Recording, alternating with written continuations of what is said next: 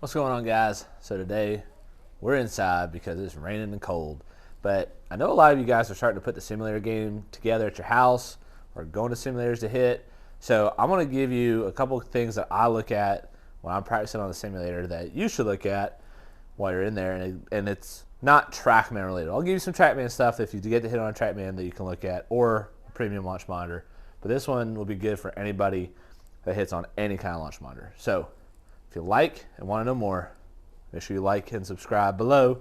Leave a comment, tell me what you want to see. We'll get your games right this winter. Let's go to work.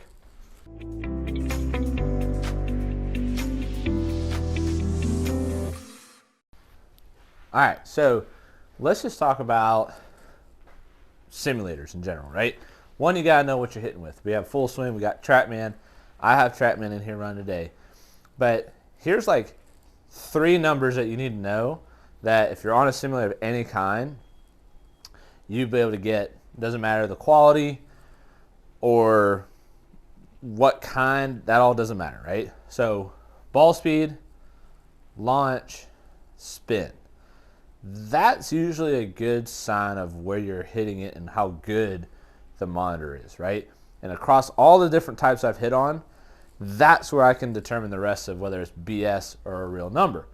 So in my world, full swing and trackman, they usually put together pretty close ball speed numbers, but then the spin is sometimes different, and that's where my carry and totals get way out of whack. But if I know a ball speed traveling, let's just say, a driver's at 150 miles an hour, I know that the driver will only go about 275. So you can kind of deduce that if that simulator says all of a sudden you're hitting at 290 and you're still getting 150 mile an hour ball speed, you might want to side-eye it a little bit because it might be giving you some weird numbers, right? So again, ball speed, launch, and spin. Those are the big ones. Now they change per club. So right now I got 9-iron, and we're going to talk about how they're different. Ooh, towed it just a little bit. So when you get into irons, your launch angle, you want to be about half the loft of your club. So my 9-iron sits at 42. So I have a 9-iron at 42 degrees, and typically I'd want to see that launch at 21. So that launch was 20.1. So sometimes mine comes off a little low because I get a little excessive on leans and slides and weird stuff like that. So for me, 20 is a little low, but I'm not going to hurt it. A lot of times that's a better player problem, is they launch it too low sometimes. I rarely see amateurs launch it too low. I see them launch it too high. So half the loft of your club. With that, you want to keep an eye on spin. So let's hit another one. Let's talk about spin rates. All right, so perfect. I was actually kind of waiting for this to happen with trackman. So made 2 swings so far. Had a just under 9,000 RPM swing and then 9,800 RPM swing. The 9,800 was a short right. I hit it pretty solid, left the face open. Just kind of came up short with the cut. Made a 3rd swing, and it's kind of an inevitability with trackman. You're going to get a weird spin rate from time to time. Out of nowhere, I got a spin rate of 4,800. That happens from time to time, but you have to be a smart player and look at, like, yes, my ball speed was 113. I hit that one the most solid so far. 113 is about the speed I want to see my 9-iron at. Swing 9-iron at 90 miles an hour. So if we do the math backwards on that, you'd have 112.5 over 90 miles an hour. And that gives you a ratio that you want to try and maintain when you're starting hitting good shots. And so when you do that math, you get 1.25. So I know for me, with 9-iron, I need about a 1.25 ratio between club head speed and ball speed.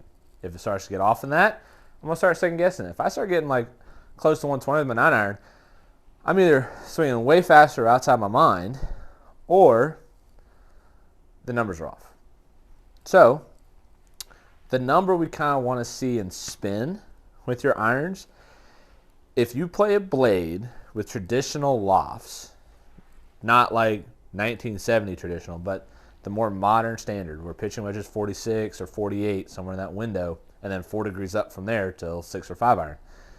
If you're in that bracket of iron, you want to see about 1,000 times the number on the bottom of the club. So with 9 iron, I want about 9,000 RPMs. 5 iron, 5,000 RPMs. If you're playing this new generation of tech and you're in Rogue ST Max or Stealth, those spin rates are going to be significantly lower due to the tech in the head. You'll also have to make sure you check the lofts on the clubs because the 7 iron's way stronger than my 7 iron.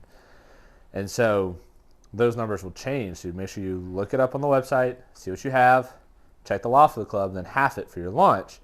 But know that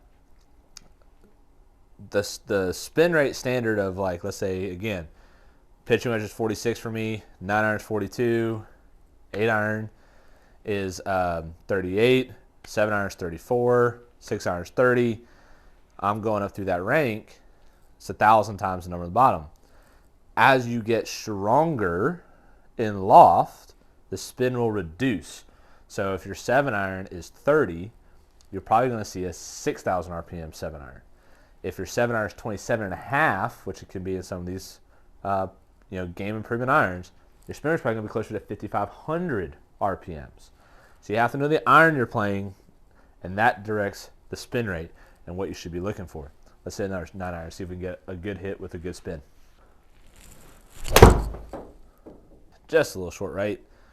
So about right on the ball speed, a little soft, got a little toey. He's like 110 on the ball speed, 8,400. Again, toey hits don't spin as much. Healy hits spin a little more. I want to try and hit one more good 9 iron, and then we'll get into your fairway woods. I know that's a common question for those numbers. A little better. 112 on the ball speed, 45 on the carry, which is what I expect. 47 total, so it's usually a 150 club. 88, 59 on the spin. Club SP is still about 90, and that's 9 iron. So let's real quick go into a fairway woods scenario, and we'll talk about those numbers.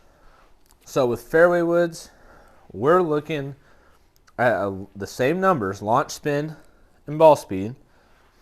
The ball speed is about a 1.5 ratio now, so you can tell 9 irons at 1 1/4, 1.25, to driver fairway woods at 1.5. 3 wood you could probably get 147, but 1.47 to 1.5 is what you're looking for with 3 wood. But that launch, that rule of half the loft goes away. We're not hitting down on it as much with a 3 wood as we would like a 9 iron.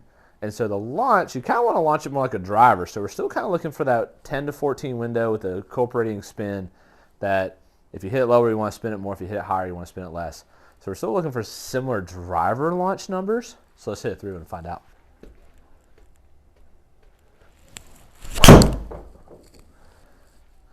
So there's a little bit of a baby fade 3 wood.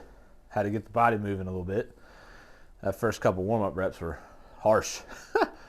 But about 110 on the club head speed would be my guess. 111.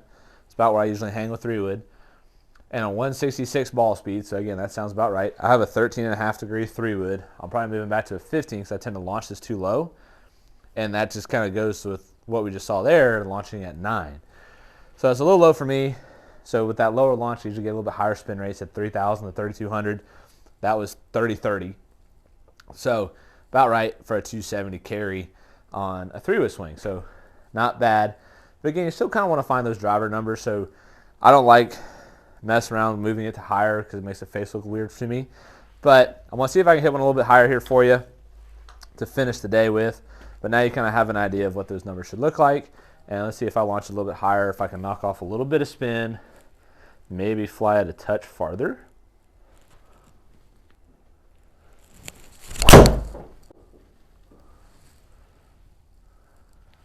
Little toey, trying to get it to go higher. So I missed it a little bit on the face.